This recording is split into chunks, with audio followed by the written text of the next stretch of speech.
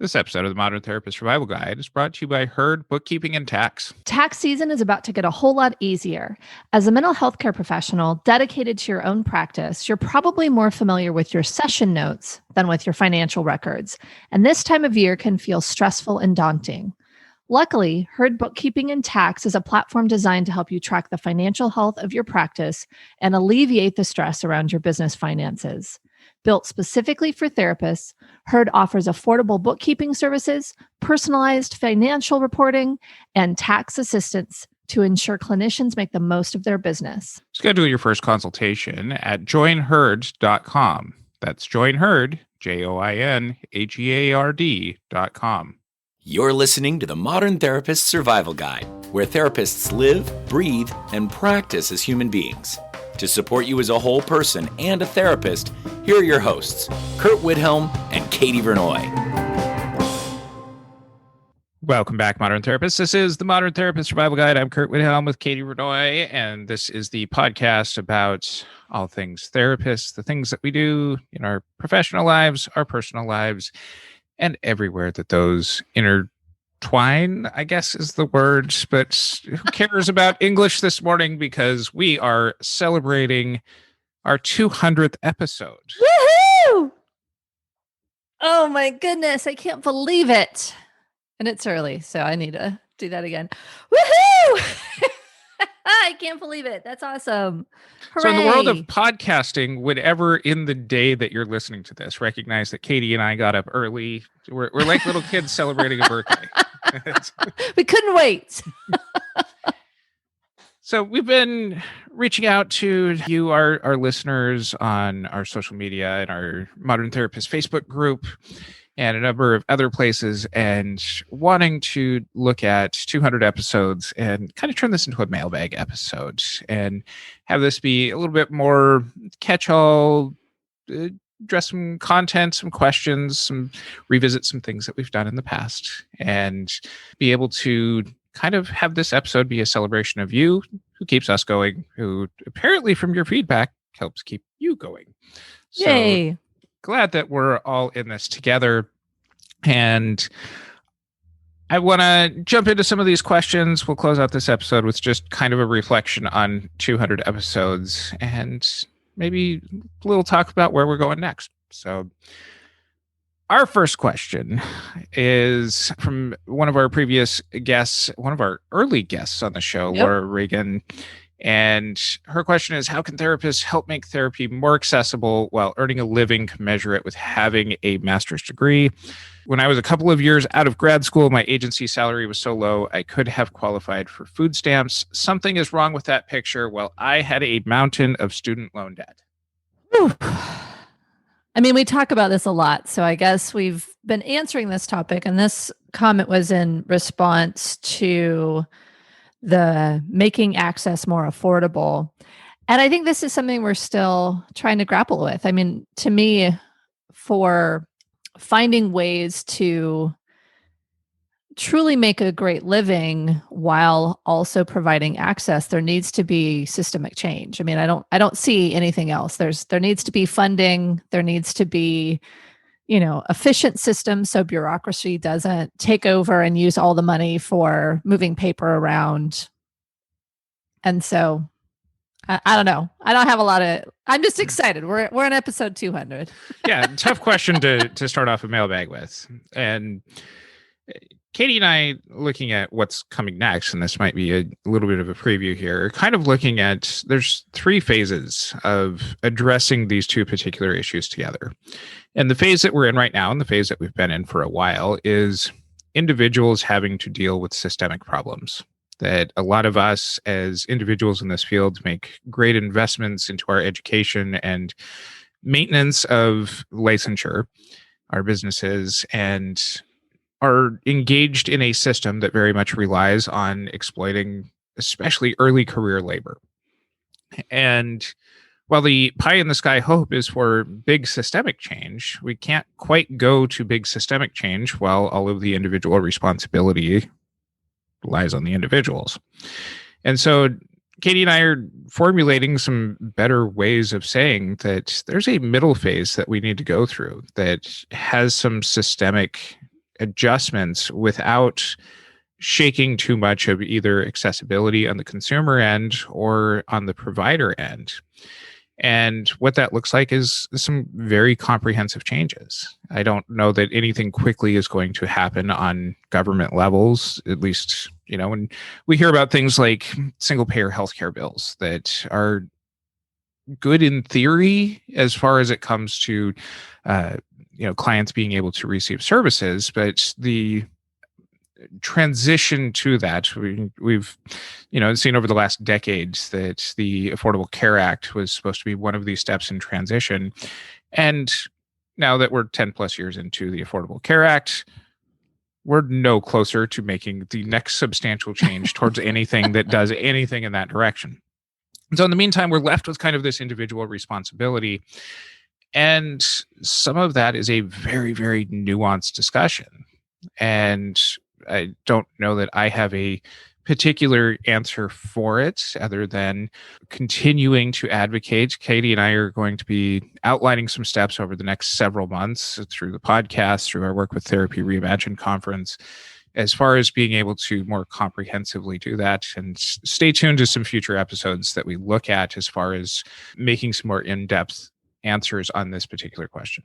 Yes. And I want to add the other piece to it on the systemic level is we're all taking individual responsibility. And I think there will continue to be a responsibility we have to do our best in creating careers that we can sustain.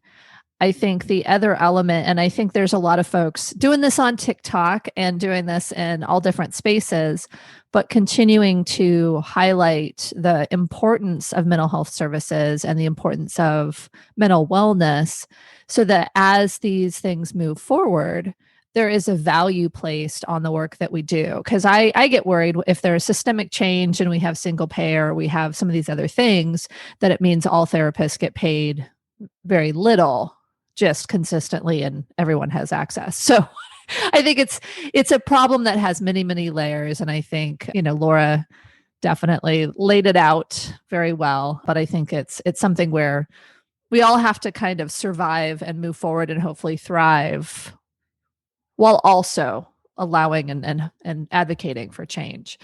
The next one actually talks about the initial steps of this. Is that Fred1111 is the username for this one. This was on Instagram. Second grad student here looking for internship. Just read about the trending argument that unpaid internships are unethical. Thoughts? So I'm going to let you start with this one because this is your hot button topic. This is a weird space. And as I engage in more ethics discussions, and especially coming from professional associations, there's a nuance between where antitrust stuff meets ethics. And a lot of professional organizations are wary to wade into telling people about specific business practices because of antitrust regulations. We have a question. We have a very great episode on That's Unethical that talks about things that kind of sit outside of the ethics code. And we have a less than entertaining episode on antitrust stuff that kind of goes hand in hand on this. Although that's where we did bring up the cardigan cartel. I still love that.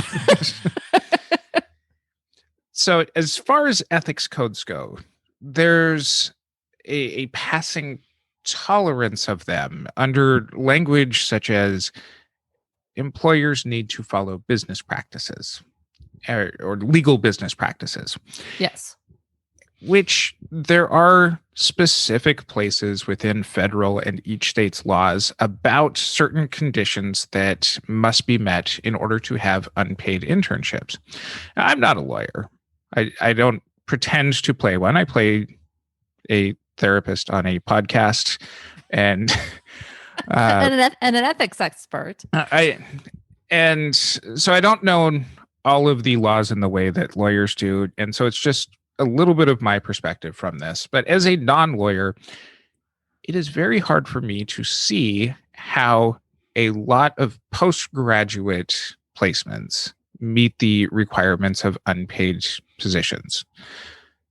I'm one person, and this is kind of one of my lifelong advocacy things that I've seen some successes and changes on, but it hasn't been within the ethics that we've been able to make these changes. It's within the other statements that we make here on the show, that we've got the California's Association of Marriage and Family Therapists to make statements on its best practices to pay pre-licensees a living wage, that these are outside of the ethics. The argument that I would have against these practices are unethical is that they sit outside of ethics codes. It's not inherently ethical. It's not inherently unethical. But because of antitrust stuff, it doesn't sit quite there. Is it crappy? Absolutely. Do we eat our young in this fields to exploit, the working class in order to keep other people's jobs safe that are much further in their career? Totally. Is it unfair to early career people? Absolutely. Are we working to change that? Yes. I just don't know that sits within an ethics question, because people who write the ethics are tied by antitrust laws. So to take it from kind of technically around whether or not it's fits within an ethics code, I think the thing that I see when looking at unpaid pre-licensed positions or professionally licensed positions, where kind of what's maybe okay and what's like super bad, I think the maybe okay, and I still am, it doesn't have a great taste in my mouth to say this, but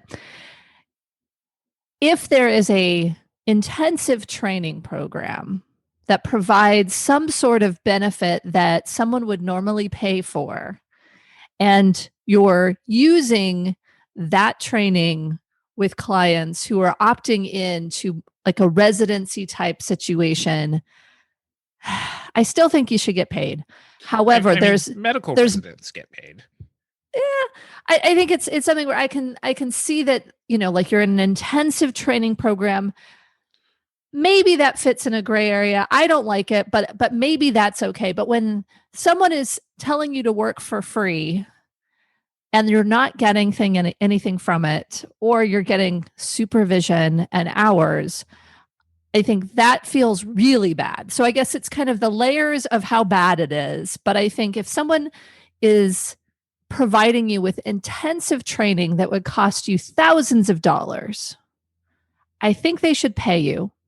But that's better than if they're just trying to get you to work for free so that they can, get themselves a little bit of money while running a clinic and quote unquote providing access. So I don't know if that's a good nuance, but like for me, that's where I kind of say, like, morally, I think if morally one is a lot worse than the other. And that's within the wage order around the Department of Labor's view on unpaid internships, is that the kind of training has to meet what would be taught in a higher education. And in our field, that would mean a master's level education on campus sort of thing, which many of these agencies don't provide. That supervision is not education, and it's not education to that standard. This would be education at that standard in addition to supervision.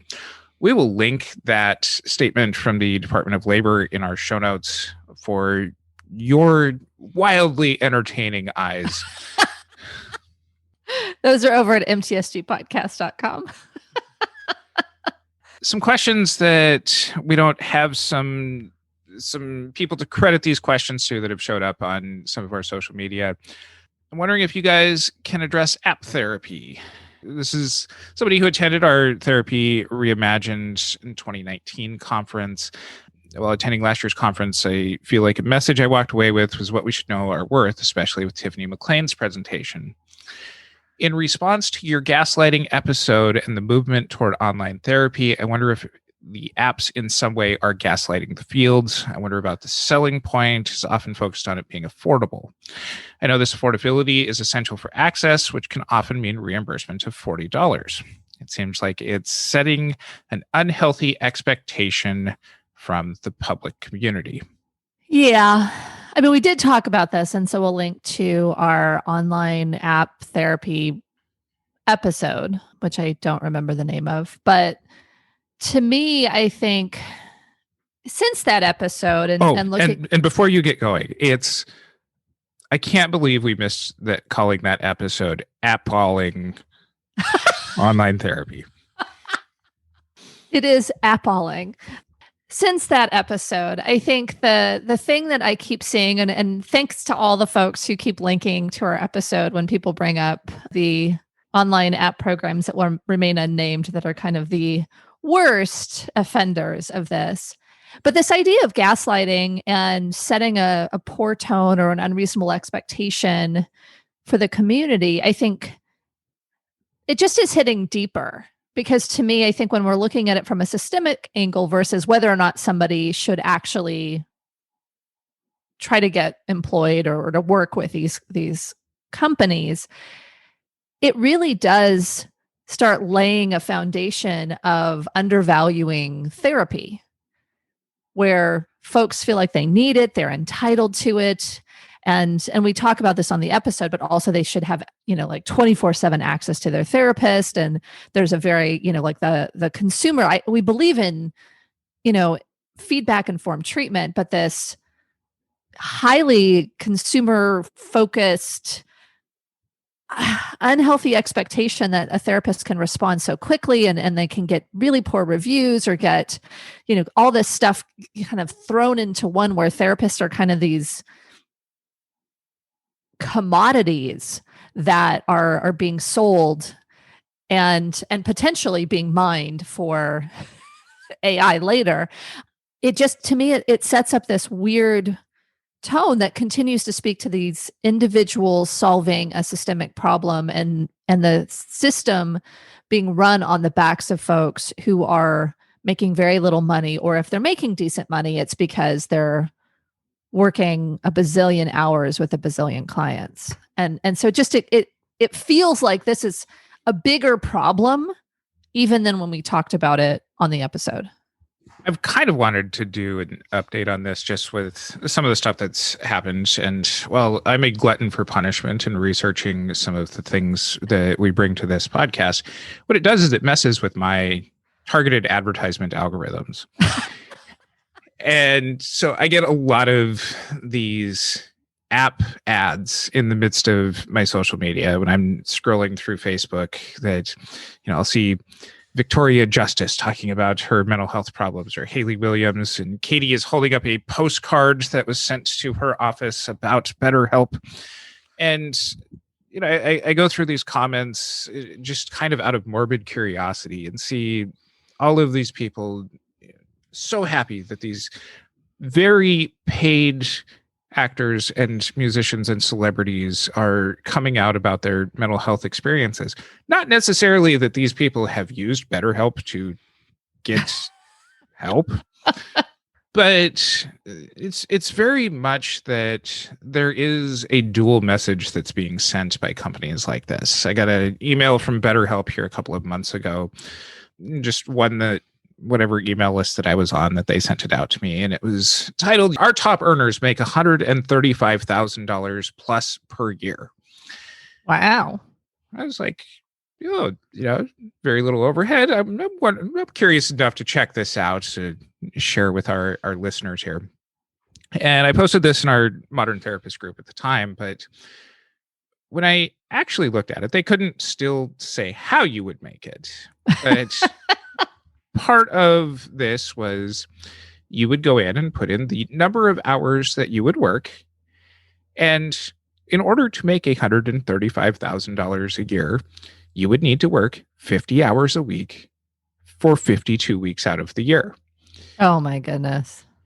And it would come out to about just over $50 per hour. But in some of the research that we had done for our app-alling episode, knowing that this is not only just having a caseload of 50 people, this is probably a caseload of probably 90 or 100 people based on the amount of contact that you would be able to have, of which this particular company has no guarantee that they would give you. So there is a degree of gaslighting, specialized marketing that if you're going to soften the language, that I do really encourage you to do your due diligence when evaluating if this is something that you want to make as a part of your practice. Yeah, I'm looking at the postcard here. It says, "The world needs therapy. You can help." And yet there's no statement about we contribute to the capitalistic efforts that push one group of people down in order to make them need therapy.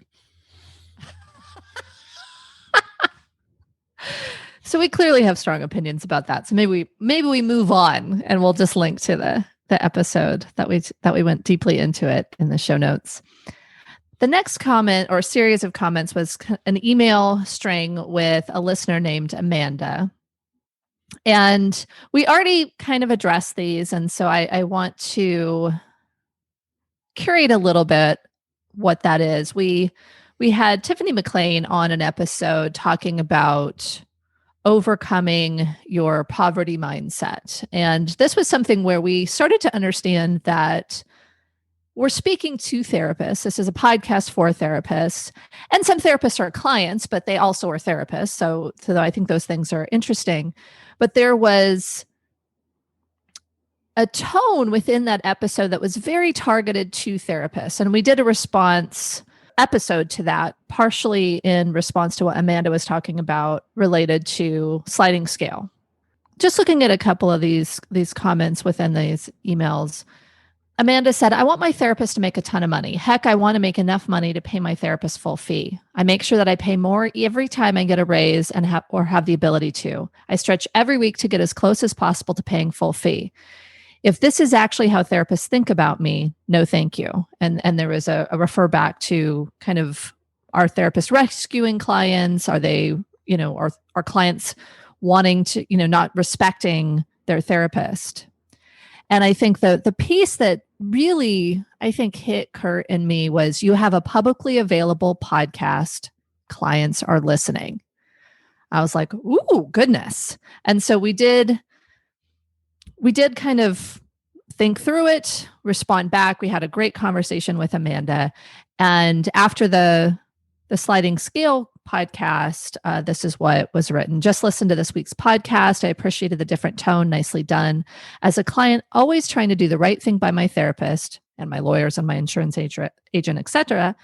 This answered questions about how prices are set and how sliding scale can work.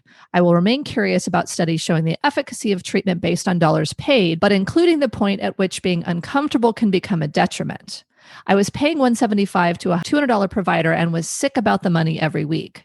I am now paying full fee to a $125 provider and very comfortable but not sick with worry over it. Oh, and very uncomfortable but not sick with worry over it.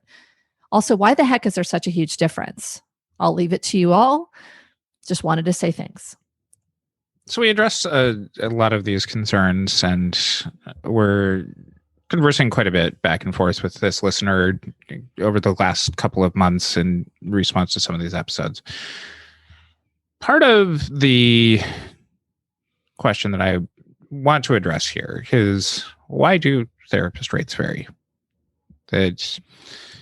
And a big part of this is, as from a systemic standpoint, a lot of us come to find in our field that the general community mental health agency type jobs tend to have a certain pay scale that is not commensurate with the investment to get into this field. It's kind of addressed with the questions at the top of this episode. And so a lot of people end up feeling like they need to push out, that they need to launch into business on their own, start their practices, go to a group practice, whatever their next steps might be. And especially if they're not engaged in health insurance, managed care type contracts, they're free to charge whatever it is that they want. And for a lot of people, charging those fees ends up being things that help to compensate for many years of unpaid or very underpaid work, and helps to create the upwardly socially mobile lifestyle into a working professional class that is often necessary for a lot of people to maintain a private practice type business, with all of the marketing that would go on and entailing being available for clients outside of those managed care type situations with caseloads that are reasonable enough to be able to provide the kind of care that people paying those premium prices might be. Some of those differences are going to vary wildly from one person to the next. That, the neighborhoods that people live and work in are going to adjust their business and, personal expenses type things.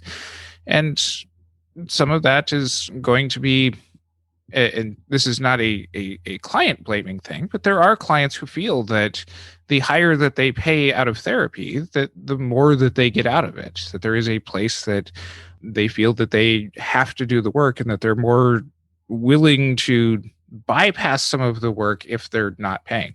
Now, Amanda's experience here is that she has found the point for herself where those two things meet. And that's not true for everybody. Some people, that price point is going to be much lower. Some people, that price point is going to be much higher. I think we've talked about this in a lot of different episodes. And I think kind of from the other angle, when we're setting our fees, I think there's the practical things. And if all of us were kind of following through with the practical elements of it, we would look at our expertise, our costs, and the going rate. And I think we actually did like long ago an episode on fee setting. So I don't remember what we said. I think probably ideas have even shifted since then. But I think the other piece of why it can be so different is sometimes there are the therapist factors, I guess, around how much someone is willing to charge, how much they feel like their expertise is worth. And there are varying rates of confidence that can also impact what someone is charging. And so to me, that's why I'm excited that Tiffany is coming back to our Therapy Reimagined conference, because I think she's really able to dig into that element of it, which is therapists underpricing their work because of this, whether it's imposter syndrome or fear or that kind of stuff. And so the broad range of fees can be different financial needs, different logistics, but it can also be emotional on the therapist side. Our next question comes from somebody who contributes quite a bit of comments to us offline. And so just giving credence to the questions. We don't necessarily have the same communications with this person, so we're going to let them just be out in the ether. But a great friend to the show. Yes. In response to our You Don't Have to Be a Thought Leader episode, you must be reading my thoughts because the latest podcast episode couldn't have been more timely. For a while now, I've been wanting to shout at the top of my lungs, what's wrong with being just a therapist? Well, at the same time, I'm aware of the need to be seen as an expert or at least highly knowledgeable. This, of course, can easily be taken too far. And I think that's interesting because I even since that episode and with some of the work we've been doing with some of the interviews we're getting ready to put out with a series that's coming up soon, I feel like this has become more of a focus. It's like we're seeing more and more that mental health proper, like actual real therapy is needed so highly. And so I think I really feel a concern for folks not being able to stay, quote unquote, just a therapist or keep a robust therapy practice. And, I'm one of the folks, like my therapy practice is definitely becoming smaller. And so I think it's something where identifying how we can be a therapist and focus our efforts on being a therapist, I think is something that is driving me a bit more because I think there's such a need. And because it's so hard and because of the systemic concerns we've talked about and that folks have been responding to with our episodes around why therapists quit, I think it's something where the systemic changes feel even more important because I think we do have folks who would really like to be, quote unquote, just a therapist, but feel this pressure to either move into the thought leader space so they can expand out into something that might be easier, ?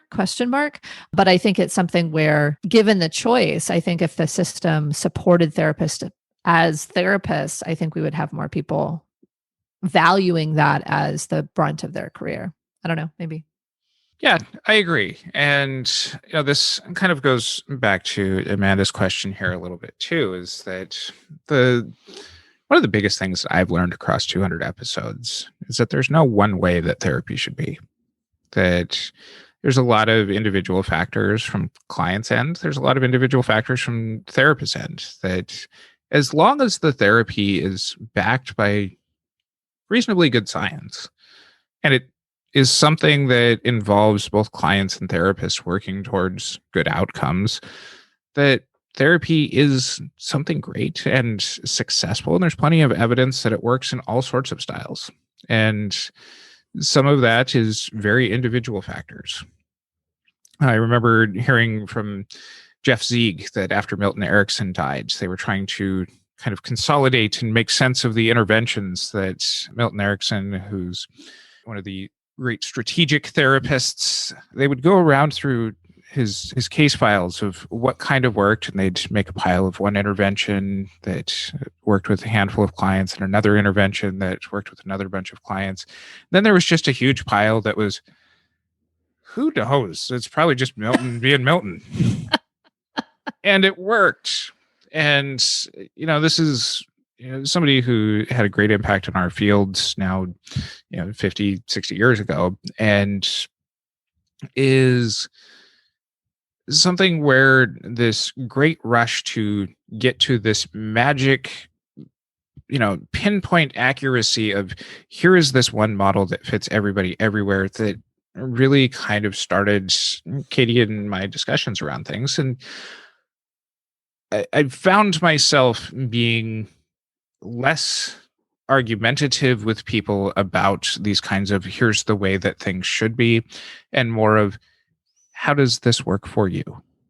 And this is my message to both clinicians and clients, is that for some people, needing to take those steps beyond being a therapist are for them. And for those listeners here, we support you in that. And we have a catalog of episodes, and we'll continue to make content for you supporting that.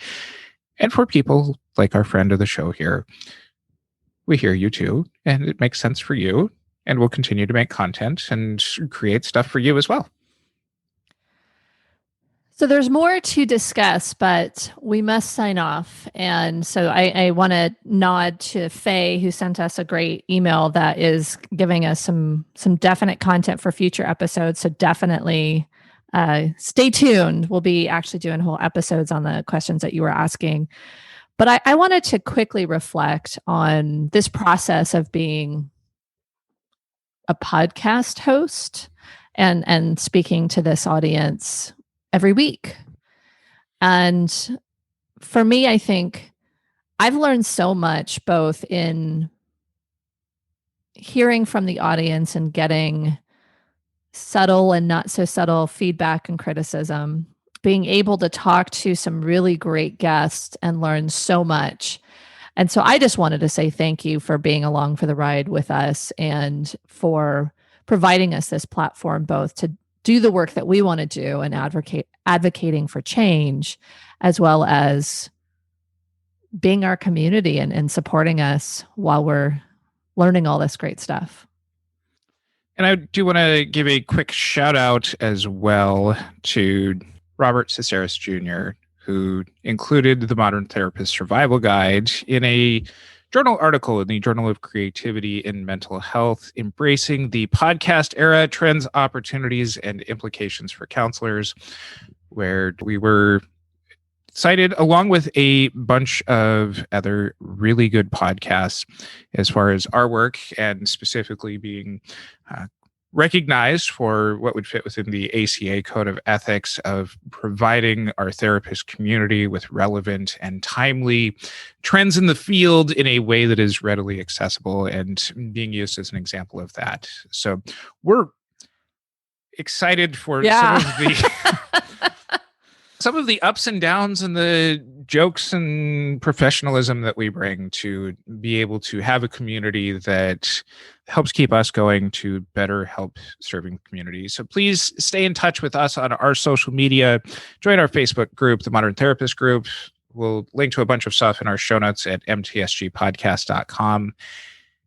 Don't forget to like and subscribe us, leave us a rating and review. And until next time, I'm Curt Widhalm with Katie Vernoy. Thanks again to our sponsor, Herd Bookkeeping and Tax. As a therapist, you're probably too preoccupied with your caseload to want to think about bookkeeping or tax filing. Herd Bookkeeping and Tax is a platform built specifically for therapists that helps you track and improve your practice's financial health. Regardless of whether you're a seasoned clinician or in your first year of practice, Herd will help you identify areas for growth and streamline best financial practices for your business. When you sign up with Herd, you'll work directly with financial specialists, track your income and expenses, file taxes online, and grow your business. You'll also receive financial insights such as profit and loss statements and personalized monthly reports. You can say goodbye to poring over spreadsheets and guessing your tax deductions or quarterly payments. Focus on your clients, and Herd will take care of the rest. Dr. Jennifer Kashani, a licensed clinical psychologist based in Los Angeles, says Herd has simplified and streamlined bookkeeping and best business practices in a digestible and accessible way. Having the foundation of Herd for my business has made myself and, in turn, my patients feel more solid. Plans begin at $60 per month and can be easily tailored to fit your business's financial needs. You can schedule your first consultation at www.joinherd.com. Thank you for listening to the Modern Therapist Survival Guide. Learn more about who we are and what we do at mtsgpodcast.com. You can also join us on Facebook and Twitter. And please don't forget to subscribe so you don't miss any of our episodes.